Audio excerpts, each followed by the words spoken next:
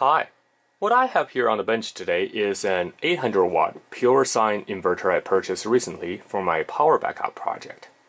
For those who have been following my website or my YouTube video channel, you saw that my previous couple of posts and videos I showed you the process of building a 1.5 kilowatt hour battery bank. And this is an inverter I was waiting for, so I could use it to power all the lights and the refrigerator in my house for at least a couple of hours in case of a power failure. And yes, here in the northeast of the United States, power does go out once in a while because the power grid is somewhat ancient, and most importantly, a lot of the power lines are still above ground, and we have a lot of trees. So in severe weather conditions, power outages are actually quite common. Now, I do have a regular generator in my garage, which is capable of powering my whole house. But the last couple of times when the power went off, it was due to intense storms and blizzard conditions. So the battery backup solution would be great for those situations, to tide it over till the weather clears up, so I don't have to run the generator in those weather conditions, as I don't have a shed for it. Anyway, let's take a look at the inverter to see if it is any good. And by the way, this inverter only cost I think less than $100. So if it performs, it would be a great value. And before I do the teardown, let me briefly remind you how a inverter works, and specifically how this PureSine power inverter works. So a power inverter in its simplest form is simply just some switching devices with a power transformer. So for example, we are all familiar with a square wave inverter, which is usually constructed with two power devices. So in this case, I'm just drawing a generic MOSFET, and whether it's PMOS or NMOS, it doesn't really matter. Okay, so, and then we have some kind of a power source here, so let's just say like that, and we have a center tapped power transformer. And so basically what we're doing is we're switching this power source on and off using the alternating transistors, or power MOSFET here. And so for example, we drive the upper one on at certain intervals, and we drive the lower ones on at the alternate intervals. So in this case, basically we are creating a square wave inverted signal, and depending on the transformer, the ratio between the primary and secondary, we can achieve our desired voltage. Now, one obvious problem of this kind of configuration is, number one, we don't really have control besides the turn ratio between the secondary and the primary of the transformer to control the output voltage, because once you started this square wave, the waveform is fixed, and the only thing other than the turn ratio is your power voltage here, is your supply voltage here. So these two are the only ways you can change the output voltage. And in practice, that's kind of not very practical. So to make it a little bit better, people have come up with the so-called modified sine wave. So really, it's nothing fancy than to finely control the on ratio of these power transistors, power MOSFETs. And for example, if we can turn the upper one just a little bit short of the interval, right? So on, and then we turn the lower one on here. So basically we have some off time for both of these power devices. So now the output voltage would be something like this. So this is what we call a modified sine wave. So the biggest problem with the modified sine wave, first of all, the advantage of the modified sine wave is by changing the duty cycle, we can finely control the output voltage, and so thus eliminate the problem of the pure square wave inverter we had earlier. But the other problem of even the modified sine wave is that the harmonic distortion, because it's a square wave, so the harmonic distortion is quite high, and the certain supplies, do not like that as it's introducing too much noise. So now let's before we jump on to pure sine wave inverter, let's take a look at another problem we're having here. As I mentioned earlier, because we are switching at the line frequency here, so in North America it's 60 Hertz. What happened is this transformer has to be really, really big, and that is both expensive and impractical in cases where you are trying to produce hundreds of watts at the output. So one possibility of doing that is to eliminate that bulky transformer is to make a DC-DC inverter at first at a much higher frequency. So for instance, a modern square wave or modified sine wave inverter would consist of a stage DC-DC converter. So this one would be converting your typical input, let's say 12 volts, into something like 100, let's say 120 volts output DC, okay? And the DC output would be chopped by typically a full bridge. So I'm just going to again draw the generic switching devices here. So we're going to be chopped by a full bridge here.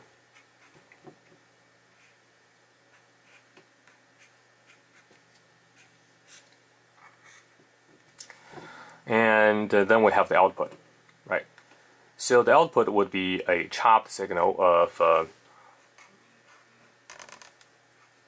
So the output here would be chopped at the frequency of your line frequency, and the benefit of that is because we're outputting a 120 volts DC. So when you chop the signal up, the output would not require any type of a transformer. So that clearly increases efficiency, and because of the DC-DC converter, we can operate at much higher frequency, let's say tens of kilohertz. So the transformer required there is much smaller. Now to get to PureSine inverter, we have to do something else. So the PureSine, basically, again, we have this DC-DC converter stepping up our input voltage to, let's say, 120 volts. And we have this bridge here, so I'm just going to draw. Sorry, I should have just used the previous one. But anyway, so we have a bridge here. It doesn't really matter how I draw it. Okay. So instead of powering the bridge with on and off, we use a PWM signal, right? So the PWM signal would be approximating that of a sine wave. So for instance, we can have something like this PWM signal coming in, and that's modulated to a sine wave. So the output, in order to recover that sine wave, we pass it through a, so let me put it here. So we pass it through a low pass filter. So basically you have an inductor and a capacitor here. So the PWM signal coming in is this chopped up waveform, and after we come out of this filter, we recovered our sinusoidal wave. So that's kind of in essence how most of the modern pure sine wave inverter works. One of the slightly problem of doing this kind of multi-stage approach is that efficiency drops somewhat, because each time when we are either converting this or chopping this or filtering this, we're losing some energy. So typically your pure sine wave inverters efficiency is slightly lower than those of the square wave inverters. So the first thing you notice about this inverter is that it has a really generic label, and that's actually happening for a lot of Chinese-made electronics. To cut cost, they pretty much just build one generic product and slap on different labels for different market. And in this case, we have this this label sticked on top and marked at 12 volts. So this particular inverter can have multiple types of input voltages and things like that. So from the outside, it looks really sturdy, and the very first thing you notice is that there's no mounting holes on the side for the heatsink. So if you know what I'm talking about, for your a lot of the inverters when they were built, for example, this one, I had a small. This one is a very generic square wave inverter, modified sine wave inverter rather. And you will see that the mounting holes on the side is basically for your power devices. So the case serves as a heatsink. And in our inverter here, you can see that that's not the case. In fact, you can see through the this vent here. Later, I'll take it apart.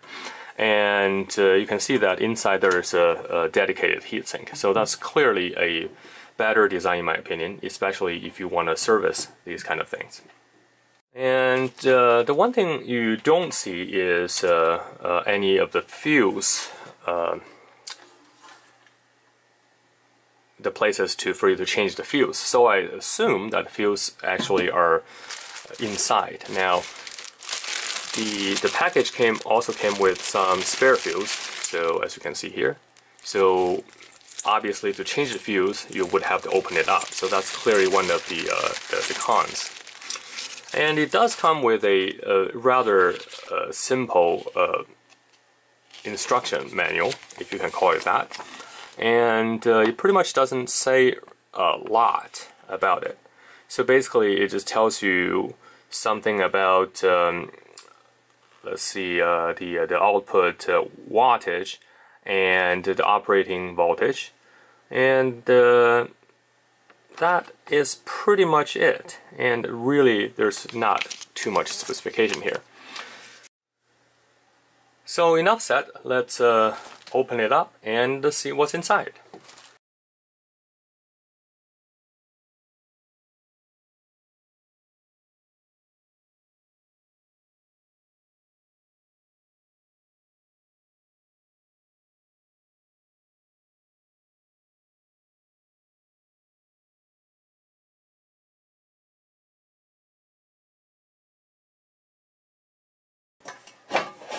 So the top cover just slides right off.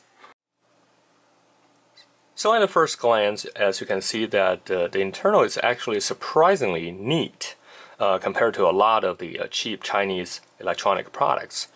This one, especially if you look at the board here, is very nicely designed. That it uses a very high quality board material instead of those like the kind of a paperish type of a PCB. This is using the proper PCB here.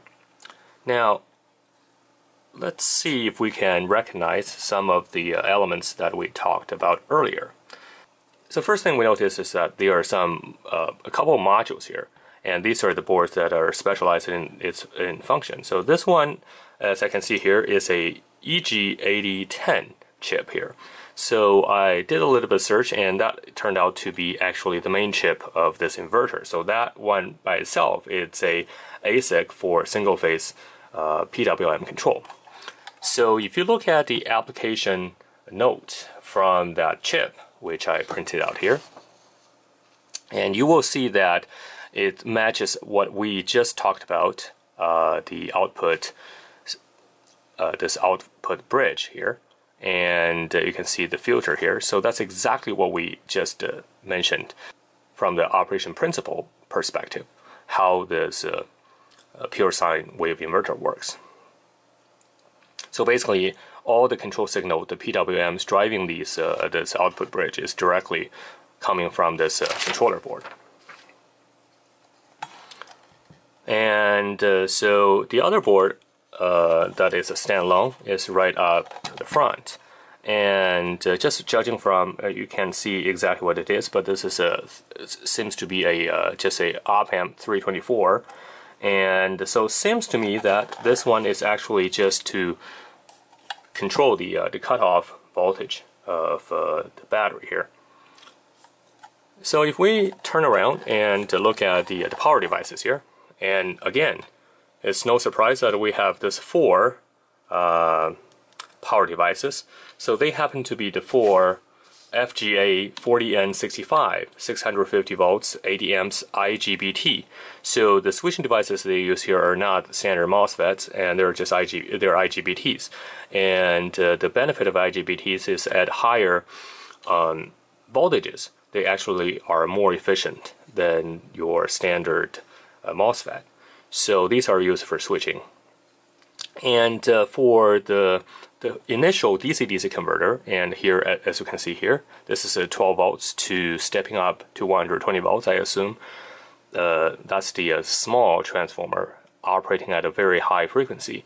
And they're using topology that is a center-tapped transformer, so they only use 2 power devices here. And these are IRFP 4368, which is 75 volts and 195 amps switching power. They have very low RDS(on) resistance, averaging about 1.46 milliohms. So we should see very good power efficiency coming out from these components. And other thing you notice that this inverter is it uses a lot of off-the-shelf module. For instance, the hang on, let me show you here. So this LCD display here for the line voltage is actually just one of those eBay boards you can buy. If you notice that, I'm sure you can see this. I might just snap a picture later because the focus is a little bit off here. Anyway, so this one is actually one of those off-the-shelf modules you can buy. And again, the line voltage, 120 volts here, this particular module, the LCD display, also is an off-the-shelf module we can buy. So clearly they have a lot of these into place. They don't have to design their own, so which actually drives the cost down quite a bit. Now, after looking around, I'm trying to find where the fuses are located, as that would be important if we need to change the fuse in the future. But unfortunately, as you can see, that the fuses are actually soldered directly onto the board here. That's gonna be a little bit of a problem, as actually those are not soldered. Sorry, those are not soldered directly onto the board. They have sockets. So I take back what I said. But nevertheless, the location of these fuses are a little bit of hard to get to in the event that you do need to change the fuse. But they're confident enough that this unit, I think they made sure that the fuses would rarely be blown unless something catastrophic happens to some of the components on board. So clearly, this is one of the drawbacks of the fuse. Now, as you can see, we do have a thermistor tied to this heatsink here, and that's controlling the fan. From the eBay listing, I can see that this unit actually has a temperature-controlled fan, so we can see how that works down the road. And what else here? Oh, so here is the output choke. That, as we mentioned earlier, we do need this output choke to filter the output waveform so that it is sinusoidal. So this is pretty much all she wrote here. And before I forget, another thing I wanted to mention is, as you can see here, at the bottom we have a earthing screw here. So that one is actually crimped connected to the earth pin of the outlet here, of the 3-prong outlet. So I will just show you that. So here is the earth. Here is our. It's a little bit hard to get to here. Hang on, just 1 second.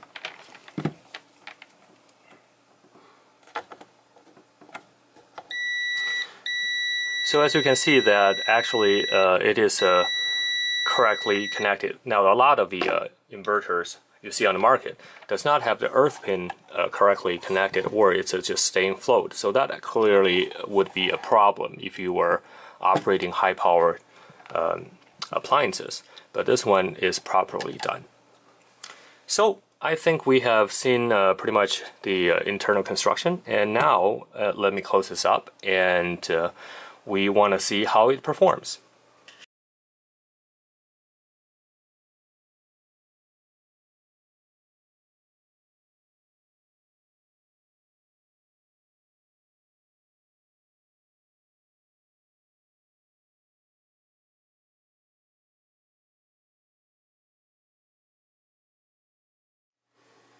Okay, so now it's time to do some real-world testing, and for that I hooked up with my bench power supply, and later I think I'm going to hook up with the battery pack I just built, but for now I'm going to do some measurements to see how much current it draws when there's no load.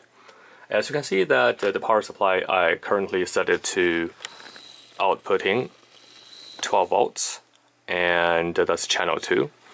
So I just used some alligator clips and clipped directly to the back of the unit.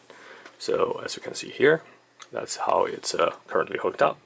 So now we're going to take a look. And the first thing I noticed, actually I tried it a couple of times, is that when this thing starts, it actually requires a lot of inrush current, which normally would not be a problem for a battery bank, but it does put some challenges on a power supply. And this one, output a nominal of 2 amps.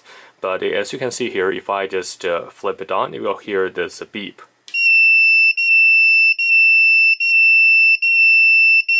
That's because it's a low voltage. Now, in the internal capacitors, after a couple of times, it will charge up, and then it would operate normally. The second thing we'll see is that the output voltage actually slowly ramps up. They call it a soft start, but it does pose problem for some appliances, and some appliances do not like the output voltage not to be stable to ramp up directly. So if you are using this for your appliances, you might need to first let the inverter power up and then plug in your appliances. Anyway, so now we are running normally at 119 volts output. So let's take a look at how accurate that is. So now I have my multimeter set to AC voltage. So it's 118.4.5. That's not a problem at all. And the battery indicator here, 11.8, presumably is also pretty accurate, as the output right now it's nominal 12 volts, and there's some voltage drops. So I assume that 11.8 is pretty accurate. By the way, so on standby here, as you can see, we're drawing about, if we can focus here, 0.63 amps. So that's actually pretty good for a PureSine wave inverter. So now for comparison, let's take a look at how much power does it take to, how much current it draws for this old 400 watt square wave inverter. So let's just put it here, and I'm gonna take the power off here, turn that off, and let's see how much does it take to run this.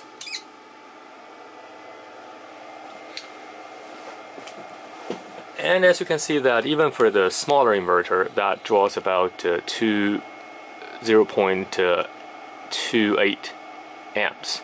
So of course that's a square wave inverter, so it's more efficient slightly on standby for the reasons I mentioned earlier. So let's try again. Yeah, as I mentioned, this startup might need a couple of times.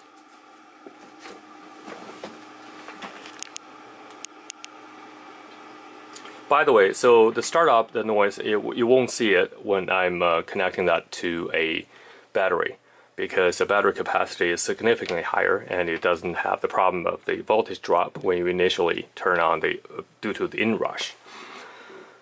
So now let's take a look at the frequency of the output. So the output should be 60 Hertz. And indeed it is.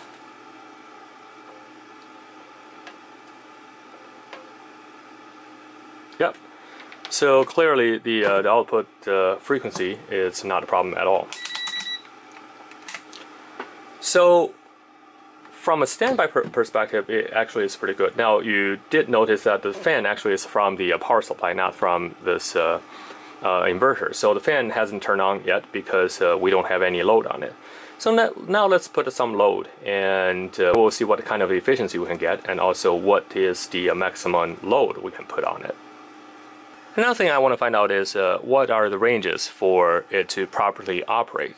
So right now we're at a nominal 12 volts, and I wanted to increase the voltage to see at which part it's going to start to beep, because it does have over voltage and under voltage protection. So for that, I'm going to change it to select to this channel 2, and I'm going to increase the voltage. So now it's, when I increase it here, we should be able to see that changes on the got 12.1, 2, 3, 4, so no problem yet.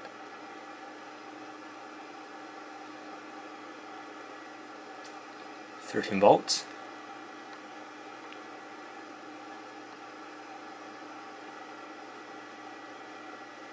So now you can see that around 13.5, 13.6, this light started to flash.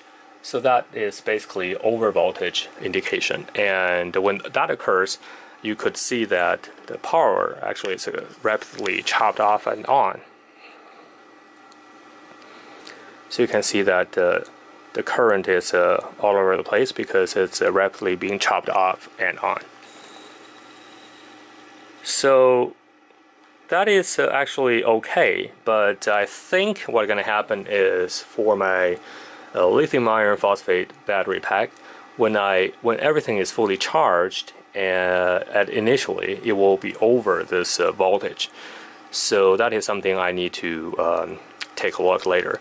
But I assume that once you put the load on, the voltage will drop to be within the normal range. So that's probably fine. So anyway, so that's the high voltage warning set off at 13.5 volts. Let's take a look at the low voltage setting.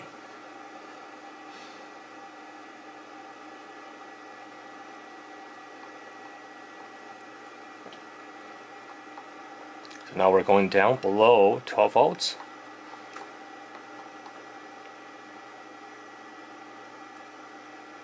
Now we're at 10 volts.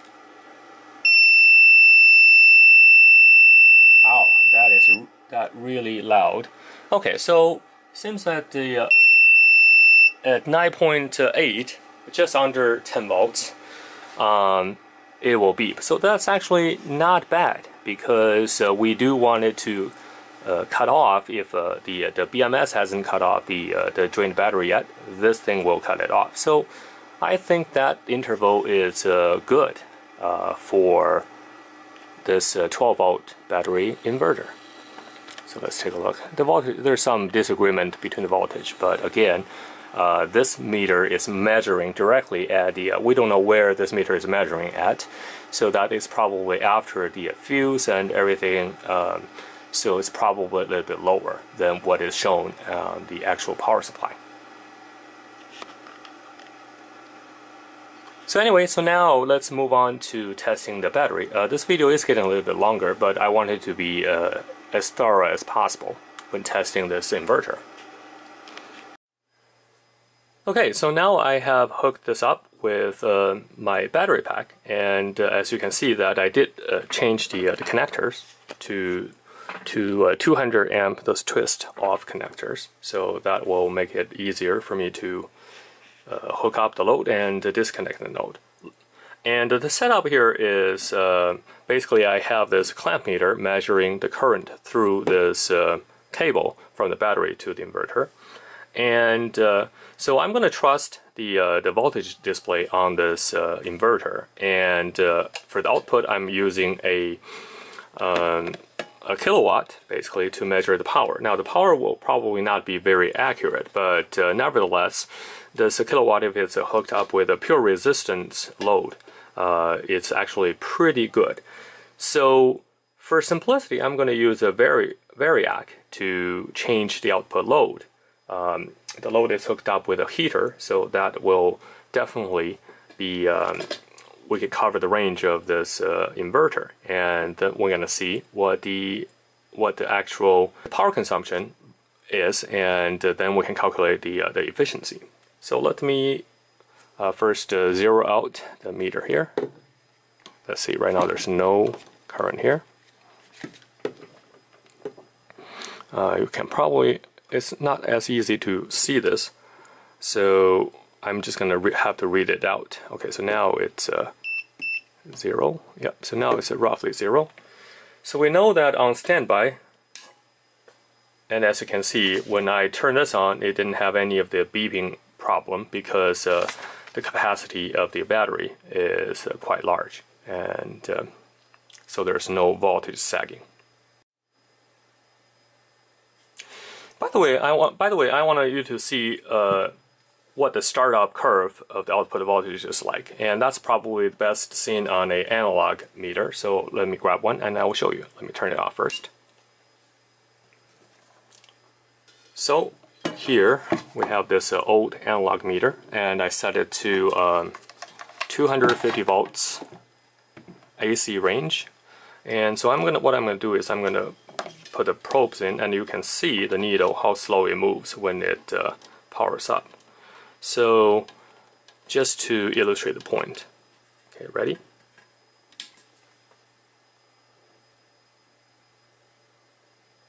And now it hits 120 volts. So it took roughly like 4 or 5 seconds to ramp up. Whereas normally this meter is just going to go like that. See, it goes immediately. So again, as I mentioned earlier, depends on what kind of load you are using, it may or may not have a problem. But that's just one thing to be noted about. So okay, so now I have the kilowatt here and measuring the output power, and we have this zeroed out already. So let's plug this in. And hopefully you can read this. Let me see if we can have a problem. So this one right now, let me actually put a power adapter in now, because it's hard, you can hardly read that number. So let me put in a power adapter here. I think this will make it better. It's a little bit of clunky here, but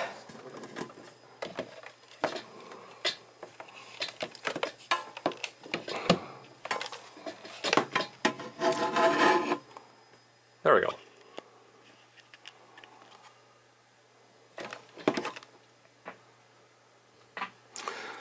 So right now, let me change that to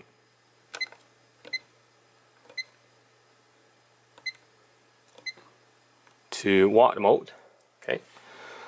So let's ignore the 6 watts, because that's just you know, the kilowatt itself is drawing some power, and also I had the variac turned on right now. So let's first take a look at. So let me ramp it up to, let's say, 100 watt. Actually, let's do 50.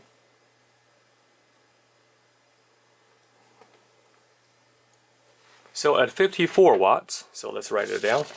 50. Let me find a pen here.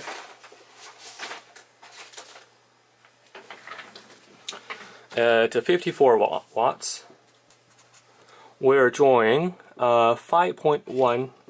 We're at 13.1 volts, drawing 5.16 amp. Okay, so this is the output. And now let's turn it up to 100 watts.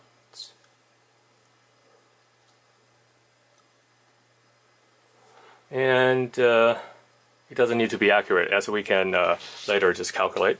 So right now we're at 117 watts. and the voltage dropped a little bit to 13.0 volts, and we're consuming 10.34 amps. Okay, so let's ramp it up. 179 watts, and we're at 12.9 volts and 15.81 amps. It dropped a little, that's okay. Now let's keep increasing.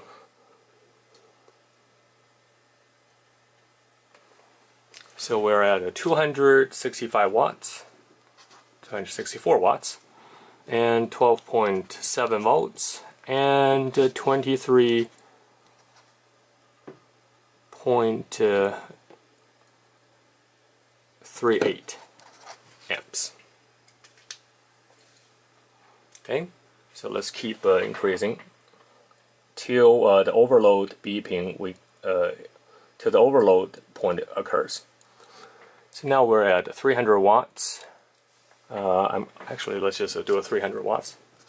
300 watts, 12.6 volt, and we have 2650. Okay, so now let's keep increasing.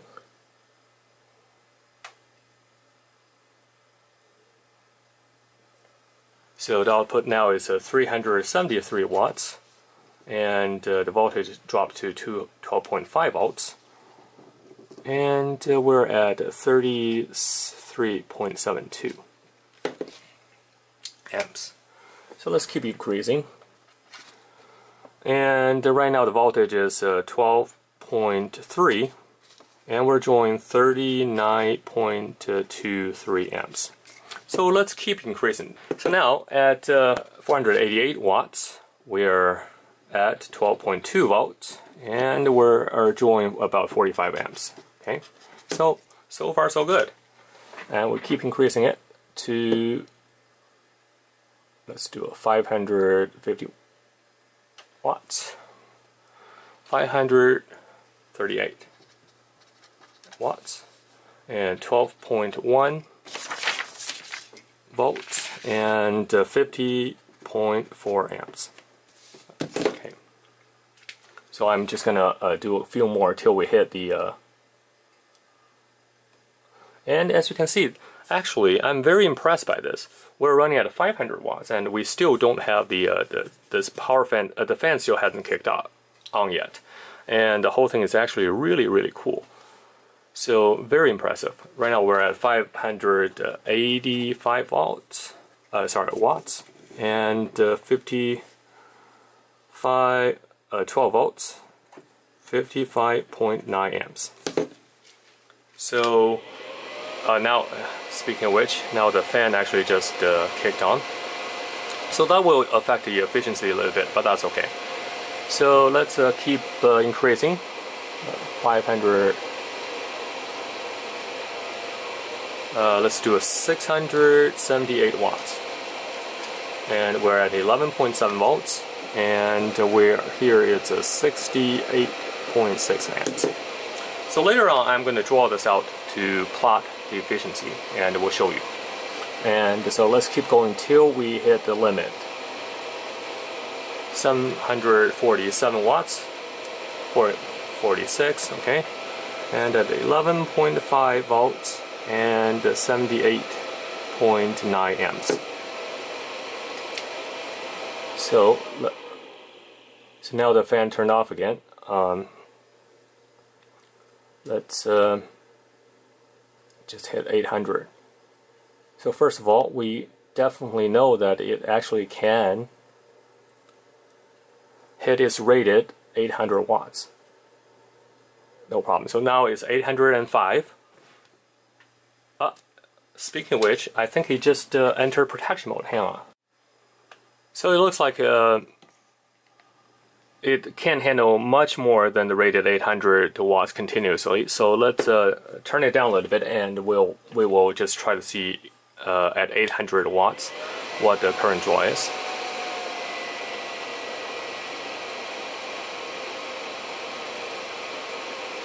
And I think we have some issue with this kilowatt. Okay, so now we're drawing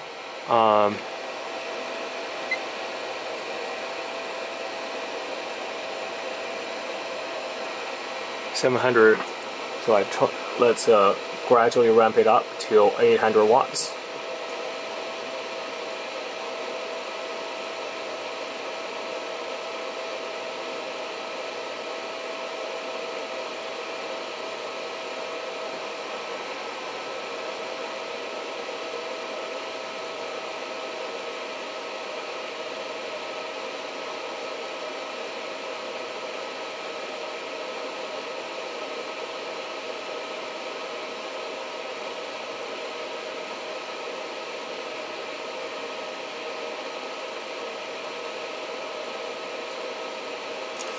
And you can see that as we approach 800 watts, the output voltage actually dropped to about 100 volts. So that's actually pretty towards the the bare minimum that is acceptable.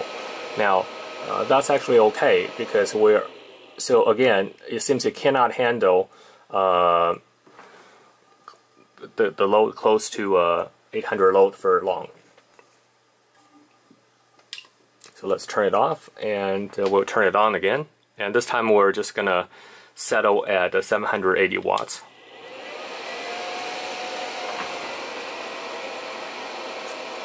And again, as you can see that not all. So this kilowatt clearly does not like the ramping up the voltage. So I have to unplug it and plug it back in for it to actually register.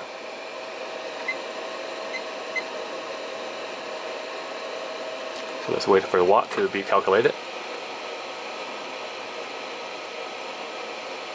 754, 774. So let's just say 770 watts. And now we're at 11.3 volts and 84.5 amps. So it looks like we are not able to push too much closer to 800. Yep, and so now it powered off. Okay, so that is actually good enough for what we're doing. So the rated 800 watts continuous is not too far from the test results. So I'm actually okay with that. So now, next thing I wanted to test is basically to see how it handles inrush current. So for that, I'm going to use a electric drill, because of the drill usually has a very high startup current and would be definitely over 800 watts when it starts. But once it's operating, it does not draw as much of a current as it starts up. So this power supply, if its spec is indeed what it says, then it should be able to handle that. Okay, so now I actually got my drill here, and I'm doing the voltage amp, the VA instead of watts, because it's inductive load. And so let's see if we can power it with no problem. So I'm just gonna press it all the way down.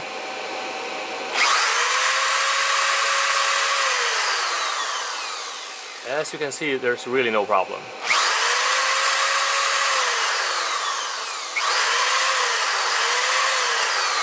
And momentarily it's drawing a lot of current, but nevertheless this thing has no problem at all. So that's actually very, very impressive. And as a pure sine wave output inverter, I wanted to measure the output waveform to see if it is indeed a sine wave. And so for that, I'm hooking up that with my oscilloscope, and as you can see here, I have this probe. Hang on, I have this probe hooked up to the power line. Now, you need to be careful because this one is actually isolated from the mains earth right now, so that's why I can safely use the oscilloscope. Otherwise, you need to worry about putting the correct lead onto the correct line, otherwise you might risk blowing your oscilloscope. But anyway, so also I have this 1 mega ohm resistor between the actual line and the oscilloscope input to add extra precaution. So first thing first we want to see is when we turn this on without any load, what is the waveform going to look like. So here we go. I'm going to turn it on. And here's another area you can see that it's turning on very, very slowly. So as we can see from the waveform that it shows, there's no problem at all. So now I'm going to gradually increase the load, and let's see how that sine wave looks as the load increases. And right now we're just drawing 6 watts, so I'm going to gradually increase it. So as you can see, it looks still pretty normal at about 100 watts. And still pretty good sine wave. So now we're at 400, and now you can see that the zero crossing point is a little bit distorted, but overall it's still pretty good. So I'm going to zoom in a little bit, and I'm going to keep increasing.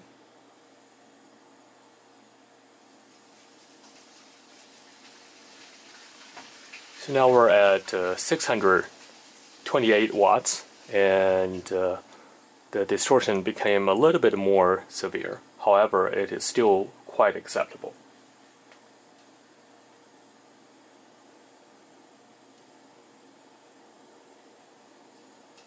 So now we're at 750 watts. And so as you can see that the sine output, the sinusoidal output, pretty much holds its waveform regardless of the load. And now we're approaching the maximum, and the waveform still looks pretty good. I'm sure there's some distortion, but it looks well within accepted waveform. So I plotted the numbers that I just gathered. I put those into an Excel spreadsheet and plotted out the efficiency versus the output power curve. So using the data I gathered, and as you can see that for the majority of the part, the output efficiency stayed well above 85%, and between the 300 watts and 600 watts is actually over 88%. Actually impressive for any inverter. And so given that the tests I've done, I think I can highly recommend this reliable electric inverter, at least for the 800 watts one. I'm pretty sure that for the other ones, the performance would be similar because of the construction would be similar as well. So anyway, I hope you enjoyed this video and hope you learned something new. And if you did enjoy the video, please give it a big thumbs up and do remember to subscribe and share. I will catch up with you next time.